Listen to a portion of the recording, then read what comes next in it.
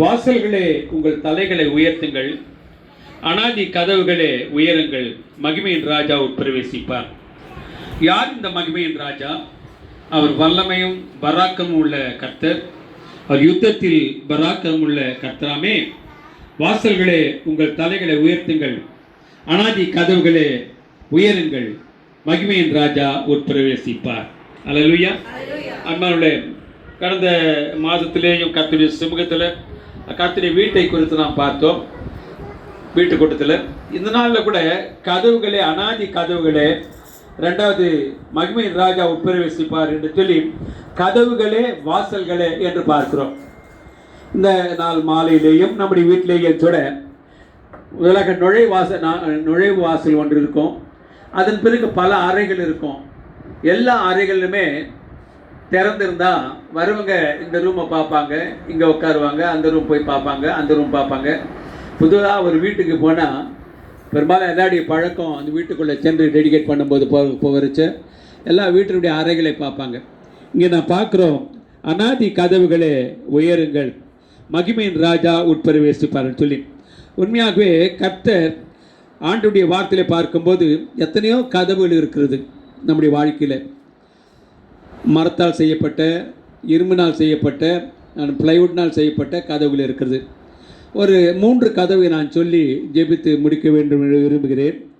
வேதத்தில் பார்க்கும்போது ஆதியாகமம் 8ஆம் அதிகாரம் 10வது வசனத்தில் ஆண்டவர் நோவாவுடைய நாட்களில் கர்த்தர் எல்லாரையும் காப்பாற்றும்படியாக தன்னுடைய தேவனுடைய எச்சரிப்பை பெற்று தன் குடும்பத்தை ரட்சிக்க பேழையை உண்டு பண்ணினான் என்று சொல்லி, பேழையை உண்டு பண்ணின பிறகு எல்லா மிருகங்களையும் ஜோடாக அந்த பேழைக்குள்ளே ஏற்றி பேழையில் எல்லாம் வந்த பிறகு கர்த்தாவே அந்த தேவன் அந்த பேழையின் கதவை அடைத்தார் என்று வாசிக்கிறோம்.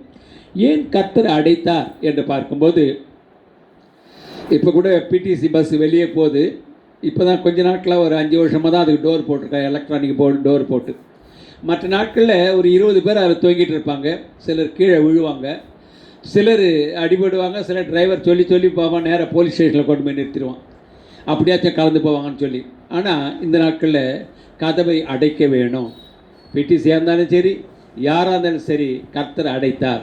ஏனென்று சொன்னால் ஆண்டவர் விரும்பாத, ஆண்டுடைய சத்தத்தை கீழ்ப்படியாத இந்த தேவன் தன்னுடைய ஜனத்தை உண்டாக்கினதுக்காக மனஸ்தாபப்பட்டார் என்று வேதத்தில் வாசிக்கிறோம். கர்த்தர் வேதத்தில் பார்க்கும்போது கர்த்தர் அநேக காரியங்கள் இதில் வாசிக்கிறோம். ஏன் அடைத்தார் என்று சொன்னால், அடைக்கவில்லை என்று சொன்னால் உண்மையாகவே பலவிதமான டிஸ்டர்பன்ஸ் ஏற்படும், தடைகள் ஏற்படும். நோவாவுக்கு கர்த்தருடைய சித்தத்தை நிறைவேற்ற முடியாது. அவருடைய எண்ணம் என்ன? நோவாவுடைய பேழை மாத்திரம் 8 பேர் மாத்திரம் காப்பாற்றி விட்டு எல்லாவற்றையும் கர்த்தர் அடைத்தார் என்ற வேதத்தில் வாசிக்கிறோம். 40 நாள் மழை பெய்ய வைத்தார். 150 நாள் ஜலம் பெருகியிருந்தது. ஜலம் வற்ற ஆரம்பிக்கும் போது நமக்கு தெரியும், நான் நீட்டி கொண்டு போக விரும்பவில்லை. அவர் முதலாக ஒரு காகத்தை அனுப்பினார், காகம் திரும்பவில்லை. ரெண்டாவதாக அவர் ஒரு புறாவை அனுப்பினார், அந்த புறா ஒலிவ இலையை கொண்டு வந்தது. நம்முடைய வாழ்க்கையிலே விட கர்த்தர் தன் தரைமட்டத்துக்கு தண்ணீர் எல்லாம் முழுகி போகத்தக்கதாக எல்லாம் முழுகி போனது.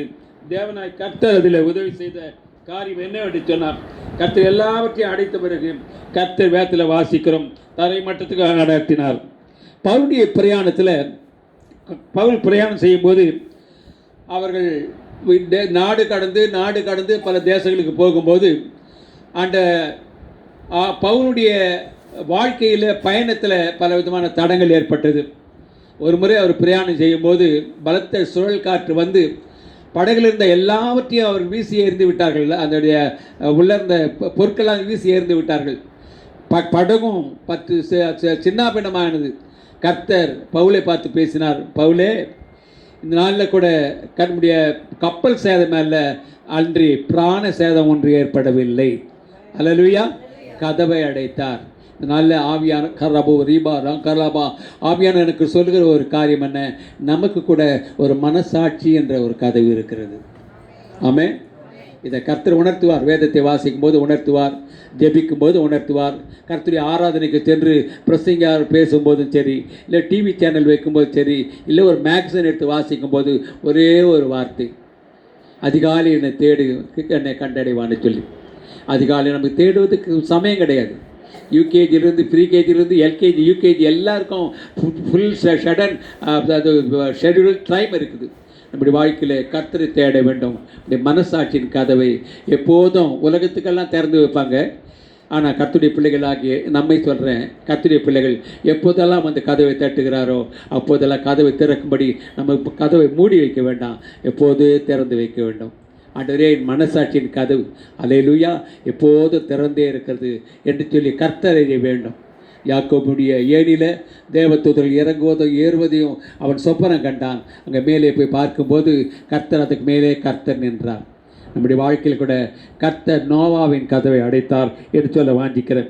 உண்மையாகவே நம்முடைய வாழ்க்கையில் பார்க்கும்போது எத்தனையோ காரியங்களில் கர்த்தர் அந்த வீட்டு கதவை அடைக்கிற காரியங்களை குறித்து பார்க்கும்போது எத்தனை பஞ்சங்கள், எத்தனை யுத்தங்கள், எத்தனை போராட்டங்கள். டிவி ஆன் பண்ணாலுமே சரி, செய்தித்தாளை கையில் எடுத்தாலும் சரி, எல்லா இடத்துலையும் போராட்டங்களும் யுத்தங்களும் மாத்திரமல்ல பலவிதமான கேடுகளும் ஏற்பட்டு கொண்டிருக்குது. ஆனால் என் ஜனம் சமாதான தாபரங்களில் குடியிருக்கும். அல்லேலூயா. உண்மையாக வேத வசனத்தை மாடு புல் மேயிற மாதிரி வாசித்தே போகிறது. அது ஆரம்ப நாட்களில் நம்ம ரட்சிக்கப்பட்ட உடனே வேதத்தை வேதம் வாசித்தாயா, சரி சங்கீதம் 91 வாசித்தேன், தனி 41 வாசித்தேன், இல்லை சங்கீதம் 23 வாசித்து போகிறதில்ல. ஒரு மாடு அசை போடுமானால், புல்லை மேயுமானால், மேய்ஞ்ச பிறகு எங்கேயாச்சும் ஒரு இடத்துல உட்காந்து படுத்து அது அசை போட ஆரம்பிக்கும். காரணம் என்ன சத்தியத்தை கேட்டாயோ, நீ வேதத்தை வாசிக்கும்போது எதை கர்த்தர் உனக்கு உணர்த்தினாரோ, மகனே அதாவது வீணான காரியங்களை தலையிடாது. வேதனை வரும்போது சோர்ந்து போகாது, கண்ணீர் வரும்போது அதாவது வேதனைப்படாதே. உன்னை அழைத்த கர்த்தர் கூட இருக்கிறார். நம்முடைய வாழ்க்கையில் நோவாவின் கதவை அடைத்த கர்த்தர் நம்முடைய இருதயத்தின் கதவை இந்த நாளில் திறக்க கர்த்தர் உதவிச்சவராக. பூட்டு பார்க்குறோம், புது வீடு கட்டினாங்கன்னா 7 லிவர் பூட்டு போடுறோம், பல விதமான பூட்டுகளை கொண்டாந்து போடுறோம். ஆனால் நம்முடைய இருதய கதவை எந்த பூட்டுமே கிடையாதுங்க, ஆல்வேஸ் ஓப்பன். அல்லையே சொல்லமா, நம்முடைய இருதய கதவை எப்போதும் திறந்திருக்க வேண்டும். கர்த்தர் வந்து வீட்டு வாசல் கதவை தட்டினார். அப்போ சொன்னாங்க, முதல்ல போயிட்டாங்க, எண்ணெயும் ஆயத்தமாக வச்சுருந்தவங்க எல்லாம் வெளியே நிற்கிறாங்க. ஆண்டவர் கூட அந்த எண்ணெய் இல்லாதவங்க வீட்டுக்குள்ளே போயிட்டாங்க, எண்ணெய் வாங்க போயிட்டாங்க. கதவு அடைக்கப்பட்டது. இந்த நாளில் கூட ஆயத்தமுள்ள கன்னிகளைப் போல எப்போதும் prepare to meet the God. ஆண்டவர் சந்திக்க, வேதத்தை வசனத்தை வாசிக்க, எப்போது தேவனுக்கு நாம் பிரிமாய் காணப்பட அனாதி கதவுகளே உயரங்கள், மகிமின் ராஜா உட்பிரவேசிப்பார். நாளில் கூட ரவின் வீட்டுக்குள்ளே வரும்போது முதல்ல என்ட்ரன்ஸ் வே ஒன்று இருக்குது. இந்த பக்கம் வந்தால் லெஃப்டில் ஒரு கதவு இருக்குது, இந்த பக்கம் ஒரு கதவு இருக்குது, அந்த பக்கம் ஒரு கதவு இருக்குது. இதனால் ஒரு 5 கதவு இருக்கிற வீடு. சில வீடுகளில் 10 கதவு இருக்கும். அல்ல சொல்லமா, ஒரு காரியம் ஞாபகம் வருது. ஒரு முறை நாங்கள் கொல்லிமலை ஊழியத்துக்கு போனப்போ எல்லாரும் கொல்லிமலைக்கு போயிட்டாங்க. எங்களுக்கு ஃபோன் பண்ணி, சிஸ்டர் செல்லா ஜார்ஜ் மட்டும் கொஞ்சம் வர சொல்லுங்களேன் அப்படின்னாங்க. வேன் அனுப்பிச்சி வர சொன்னாங்க. வந்து போனால் அந்த ரேஸ் கோர்ஸ் ரோட்டில் கோயம்புத்தூரில் அந்த ஒரு வீட்டு உள்ள கொண்டு போனாங்க, பெரிய பங்களா. அந்த பங்களாக்குள்ளே கொண்டு போனாங்க. ஏறக்குறைய ஒரு 20 அறைகள் கட்டின வீடு அந்த வீடு. அந்த வீட்டில் நாங்களும் எங்கள் பிள்ளைங்களாம் போனோம். உள்ளே போன பிறகு ஏதோ இதை கொடுத்தாங்க எங்களுக்கு. அப்புறம் ரெஸ்ட் ரூம் போகலான்னு சொல்லி பிள்ளைங்க உள்ளே போனாங்க. என் மகனும் அப்போ கூட வந்திருந்தா, சின்ன பையன் அப்போது, பெரிய மகன். ரெஸ்ட் ரூம் போயிட்டு பயந்து வெளியே ஓடியாராங்க. என்னன்னு சொல்லி கேட்டால், டேட் உள்ளே ஒரு மாதிரி ரெட்டாக இருக்குது அப்படின்னு சொன்னாங்க. நாங்கள் போய் எட்டி பார்த்தா ரத்தம் இருந்தது. அந்த வீட்டில் சில கிரியை இருந்தது. நைட் அங்கே ஸ்டே பண்ணோம். இதை டிஃபன் கொடுத்தாங்க, ஸ்டே பண்ணோம், படுத்தோம். காலையில் எழுந்து பார்க்கும்போது எங்களை கேட்டாங்க, பிரதர் உங்களை இந்த பெட்டில் தானே போட்டவங்கள, நீங்கள் தானே படுத்தீங்க? அம்மா நீங்கள் இந்த பெட்டில் தானே படுத்தீங்க? 3 பிள்ளைங்க நீங்கள் தானே படுத்தீங்க அப்படின்னு சொன்னாங்க. ஆமாம்மா இந்த பெட்டில் தான் படுத்தோன்னு சொல்லி அவங்க சொன்னாங்க. முடிஞ்ச பிறகு இவ்வளோ பெரிய வீட்டில் ஒரு டியூப் லைட் கூட எரியுது. நல்ல electric full power 3 face supply இருந்தால் கூட ஒரு விளக்கு கூட எரியல. அதாவது மரத்தினுடைய மேலே உச்சியில் போய் குரங்கு உட்காந்துட்டு ஆட ஆரம்பிக்கும், கிரைண்டர் தலைக்கிழ சுற்ற ஆரம்பிக்கும்.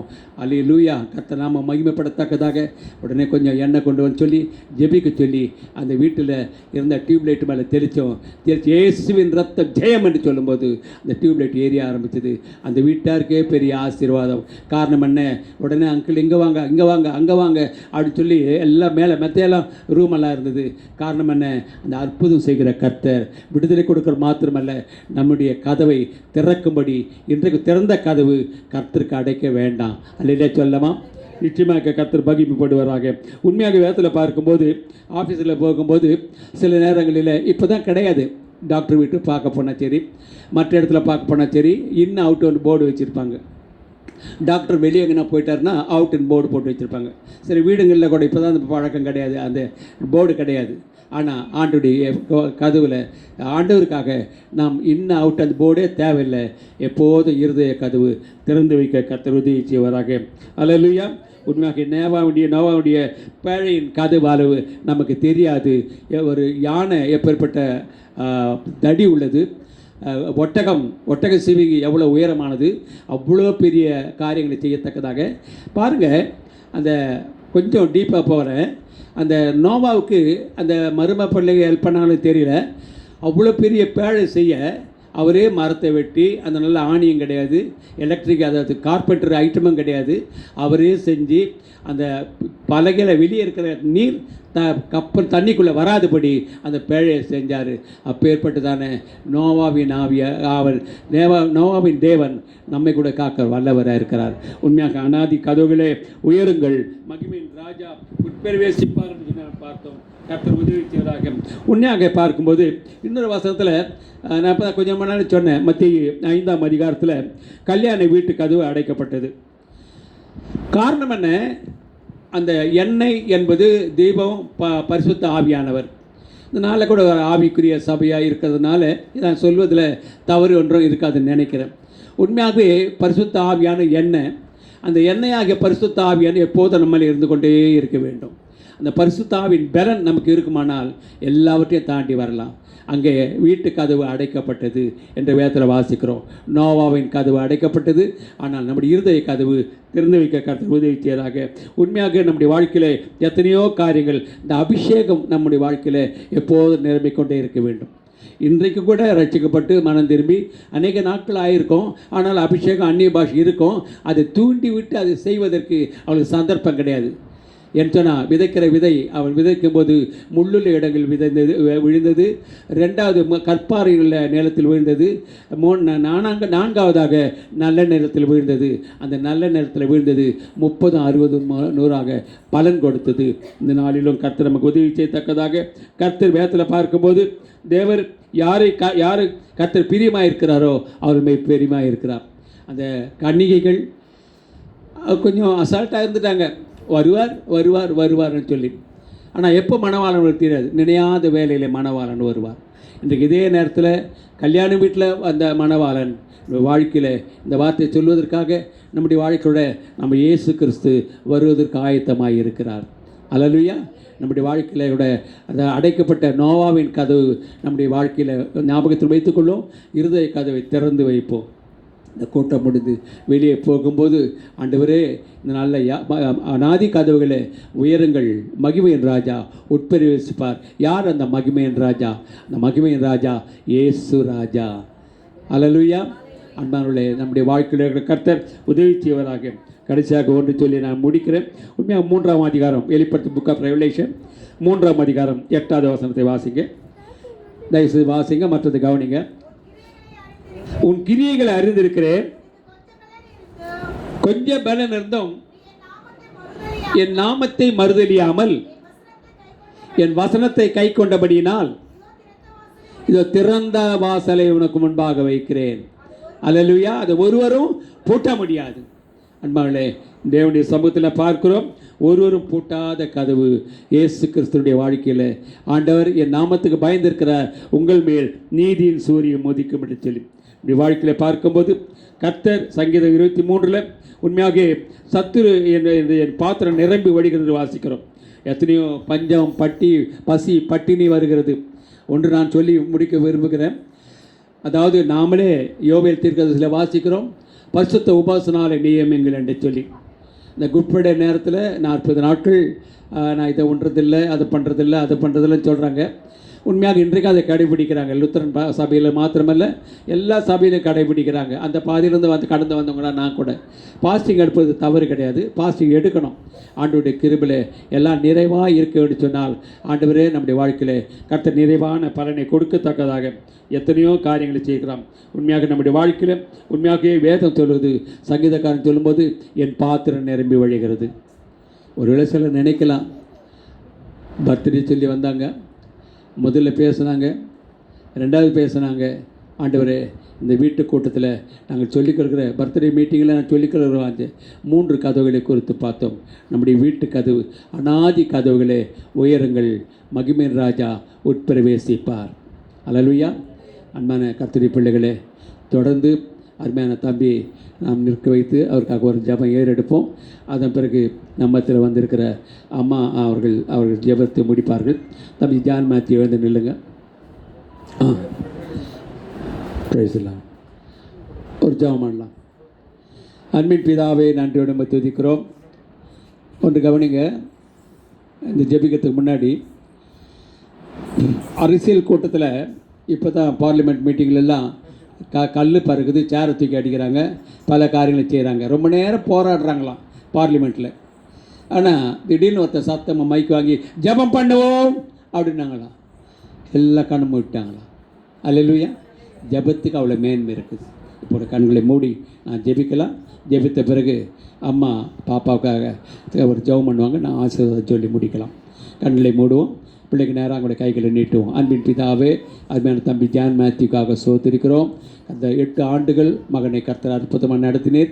அப்படி பெற்றோர்களுக்காக ஜெபிக்கிறோம். அடுத்த ரவீனுக்காக, கிருஷ்ணனுக்காக ஜெபிக்கிறோம். அடுத்த கத்தா பேபிக்காக, ஜோனாக்காக நான் ஜெபிக்கிறோம். இன்னும் சபையில் இருக்கிற எல்லா பிள்ளைகளுக்காக நான் ஜெபிக்கிறோம். அடுத்த பிதா குமாரன் பரிசுத்த ஆவியின் நாமத்தினாலே வருஷத்தை நன்மையாக முடிச்சு விட்டுற கர்த்தர் அந்த இந்த 9வது ஆண்டிலேயும் கர்த்தர் முன் செல்ல முடியாது. இயேசுவின் நாமத்தில் ஜெபிக்கிறோம் நல்ல பிதாவே, ஆமென். அப்படியே கண்களை மூடுவோம். அம்மா ஜெபம் பண்ணுவாங்க.